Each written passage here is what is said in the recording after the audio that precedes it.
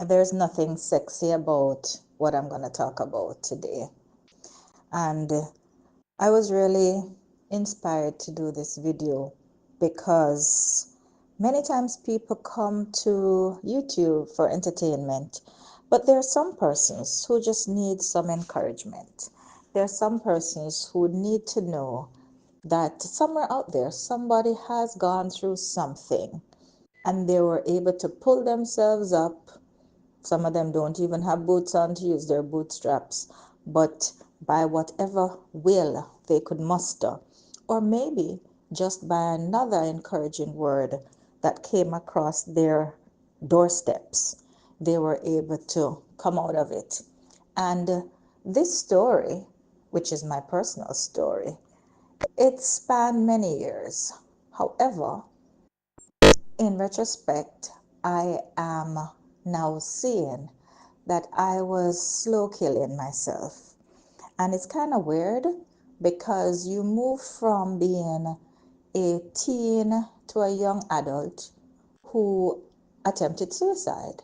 And then after I saw that there was value in me and there was life after all that I was suffering through, you think she wants to live. And I did. And I wanted to live a full life. I wanted to live a good life. I wanted to be happy. To the point that I remember living as a single career woman, my prayer was constantly, Lord, if I could just not be alone. Because I was alone. I lived alone. I didn't work alone because I worked among people, but I had no friends in the workplace. I did not have a community around me because I had left my home and my friends and my family and gone into the hotel industry where I lived on property. And even when I moved off, I was miles and miles away from home. And to be honest, home wasn't exactly homely. And my friends had literally kind of moved on because when you go abroad to study for even a year, as was my case, people move on, particularly if you weren't tight. And so I was alone in more ways than one. We didn't have cell phones. Those were days when I would go to my room on the property of the hotel in which I worked and lived, reach out to the operator and ask them to dial a number, having created a billing account. So it's funny because after a while, and they realized I was good for paying my bills, they didn't even take the funds up front anymore. They would literally have a line item on my pay slip called telephone charges. So they would take all of that out of my salary, and then whatever was left, that is what I was paid. And so you can imagine that I was calling out and I was trying to keep in touch with all my people, whomever those were at the time. And so I was so excited upon meeting my then husband because he was kind, he was attentive, he was all the things that I wanted him to be. Oh, there were some red flags. The red flags were so big that if I had just opened my eyes up just a little quint, just a tiny crack, I would have seen them. But when they say love is blind, believe it. It truly is. And that was the situation I found myself in. I got married to somebody who I I'm going to talk about him based on how he showed himself to me. He, being a Christian, being somebody who grew up in church, was all about the Bible, all about God. But one of the challenges, and it still continues throughout Christianity today, is there is no life application. And so, even though he was versed in the scriptures, he could recite the Bible almost cover to cover. The portions that for me were life changing, I think he just glossed over them There was no real application. And I'll give you a simple example. The Bible says, owe no one anything but to love them. That part was very, very clear. This was not some weird parable that you needed to go through any type of deep research. Literally, don't owe anybody. So, what that means is be self sufficient. Do things to ensure that you can take care of yourself without reaching in to others. Now, it came up for conversation. Can we call it very strong conversation? Because that part of the Bible didn't apply to the person I married. So he was not a planner.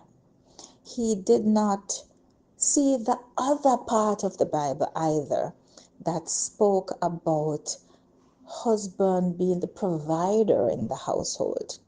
And so I found myself thrust into a shocking situation, one where provisions were never made important. They were never, well, provisions were never made, but the thought of making provisions was never a thing. So I have to put it clearly and in context. It began my slow kill because the shock of it, I don't think I really had the time to process it. I lived in an alternate universe, perhaps, one where I had already created an illusion of what a husband would do and how he would be. I grew up in a single family household, and I had only seen what a mother does. And you will know that my relationship with my mother was nothing great to talk about, but I can tell you a few things that I saw every single day, and I thought that's how families, providers, parents, all functions across the world. In my household, bills were never allowed to become past due. Everything was paid in advance. My mother knew what every bill would cost, and she could spot any variation 1,000 miles away. And of course, if the electricity went up, she would be down on us. Turn off the lights. You are up at 10, 12 watching TV, turn off the TV. You need to save on electricity. And so I grew up in that environment. It was a no brainer. You do not allow the bills to go past due. That was my first shock. When I had electricity bill concerns, and I would share them with the then husband, the response was not as I was accustomed to or expected. It was not an instant, let's deal with it, or let's try and cut back. Much to my shocker, in one particular instance, the gentleman said, oh, if we cannot pay it, let them disconnect it. We certainly can use the home sweet home lamp.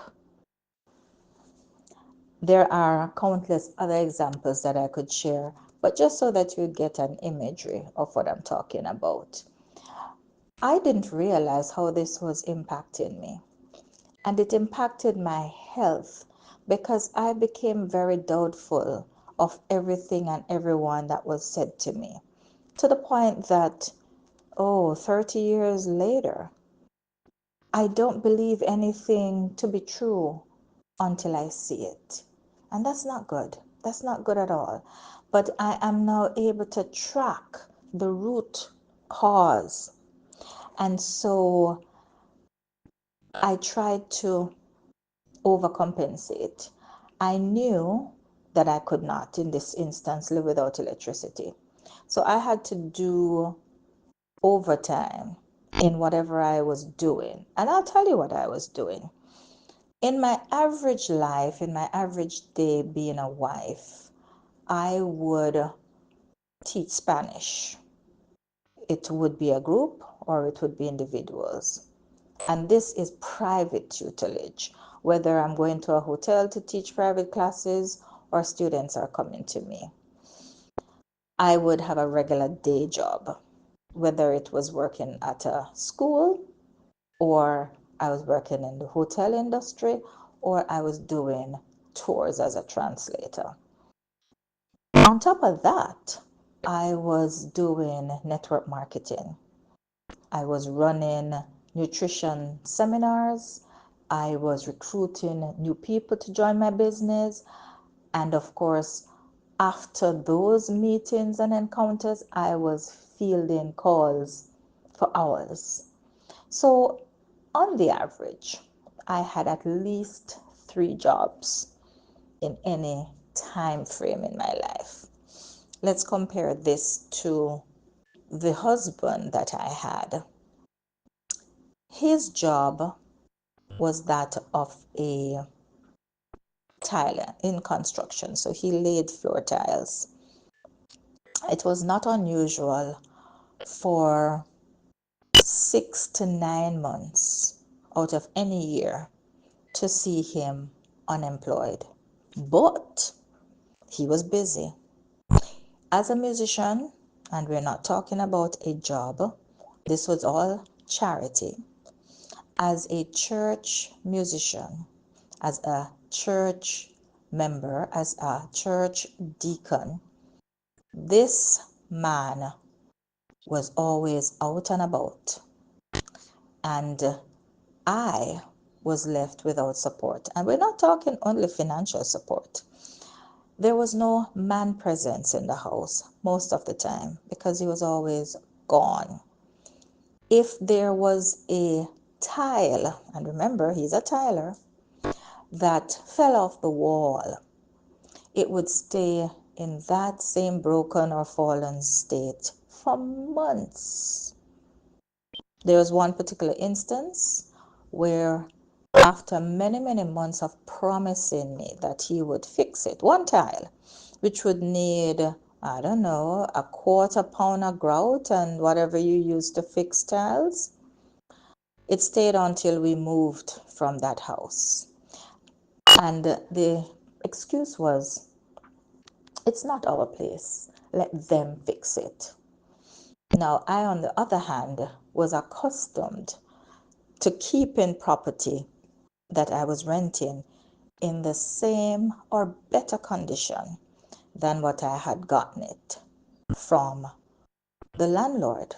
So this was a huge paradigm shift for me. But we're going back to his average day in his 6 to 9 months of no financial provision and him being very busy. He's off to church because there's rehearsal. There's rehearsal for choir on Sunday. There is rehearsal for a wedding. There is rehearsal for a funeral, or they're playing out as musicians. But none of these ventures seem to produce any income. What was my contribution to the playing out? Well, the part that I feel most angry about was the laundry. Back in those days, we had no washing machine. All of this was done by hand. And did I say by whose hand? Yes, mine.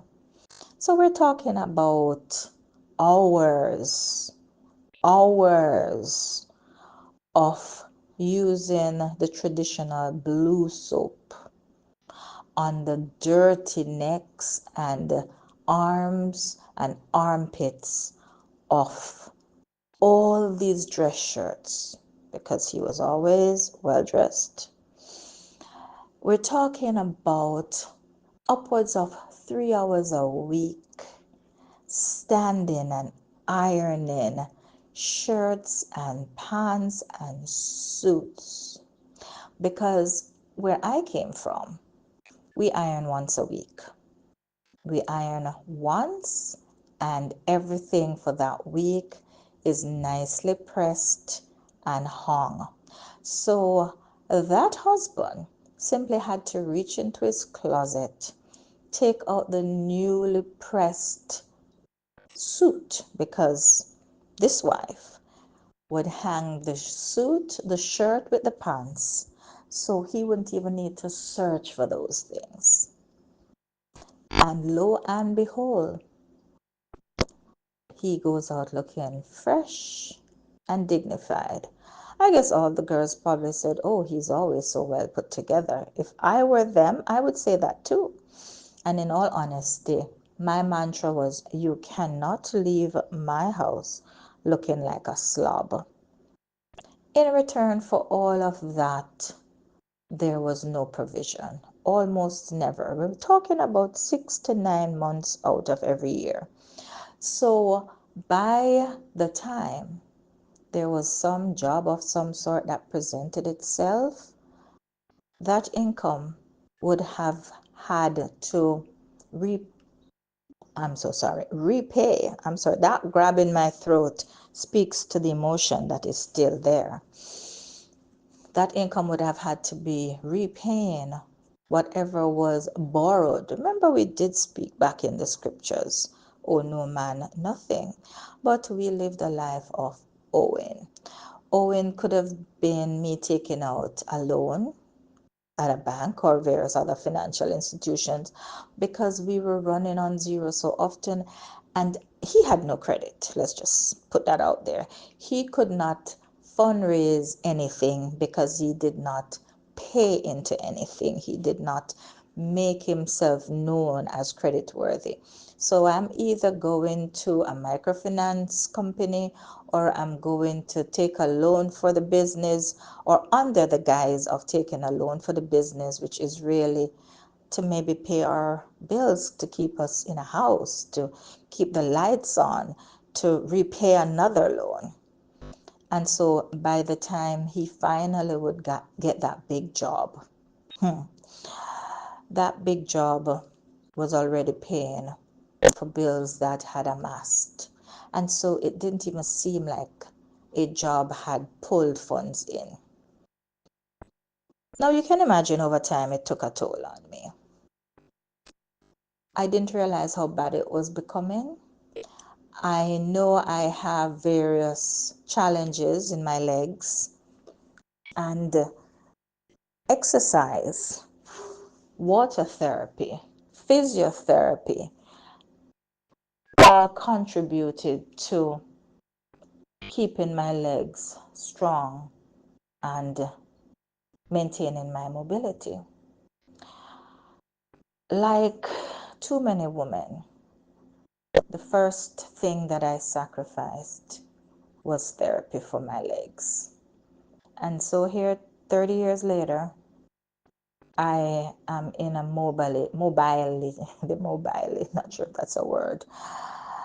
I'm physically challenged. I cannot walk very well because I neglected the very thing that I knew needed constant attention, because it came at a cost. And when I decided that I was going to substitute my physiotherapy dollars for taking care of the household, I asked the then husband to go on walks with me so that I could just keep that mobility going. And can I tell you, after years and years of requesting and being turned down, more often than not, for one reason or another, I stopped asking. And then I stopped moving as much as I used to. And so down, down, down is where I found myself spiraling. I grew up with a blood deficiency of sorts. I learned later that it was hereditary. So I always had low blood pressure. Well, can I tell you, after all those years and all those stressful situations, I ended up with high blood pressure. Go figure. There were so many other things that were slowly deteriorating in my body that I, let's say, pitch patched together just to keep me going, because taking care of myself had to go on the back burner. Now, in 2019, my body decided it was gonna give me some warning signals. And it started that summer, maybe August, July, August. I swung my legs over the side of the bed one morning and I almost fell because my legs refused to walk. They stopped walking. They just stopped walking. And I've said it to persons and they're like, what do you mean? I don't understand. It's almost as though they thought I was crazy. And I remember talking to my brother. He's 8 years my senior. And he said to me, oh, that's nothing new. It has happened to you before. I said, what? It's like, oh, yes. I remember you were 4 years old and you stepped off the bed and you fell. You couldn't walk and we had to lift you. I was the one who lifted you and took you to the bus stop to get the bus, and we took you to Bustamante Children's Hospital. And they gave you something and eventually you started to walk again. I have no recollection of that. So that was a telltale sign that something was happening. Some messages that were being sent had finally decided that they're gonna kick it up several notches because I was not doing what needed to be done to keep my mobility going. Now, couple the mobility with the stress of a business, with the stress of having a husband who was draining the funds from the business, who was draining my very mental well being, who was constantly arguing, who was creating a scene, who was disappearing for hours and almost days at a time with no way of knowing if he was alive or dead. Think of a husband who, having gone on the work program, would distribute almost all he had because he was in foreign and he was now back and he could help out all and sundry, everybody he wanted to help out, while we were still grasping at straws because we were so far back in the red that to pull forward, to become even in a positive position financially, to go into excess, was still light years away. And my health was failing, high blood pressure. Oh, I'm sure I had other things. I was pretty much working from my bed at this time. And I was still putting on a brave face. But I knew, I felt my body declining. I knew I was dying. I knew that very soon, not only my legs would go, but my mental capacity was dwindling. Most of what I do, I use mental ability. So if I'm doing a foreign language event, if I am working with a client on their trip, it's all mind power. And so the depression, and I did not know at the time it was depression, but the depression that came my way, knowing if I've lost my legs and then lose my head, what else do I have? And slowly, as 2019 drew to a close, I realized that I was at the end of my rope. I was made homeless by that very same husband just a day or two before celebrating our 24th wedding anniversary.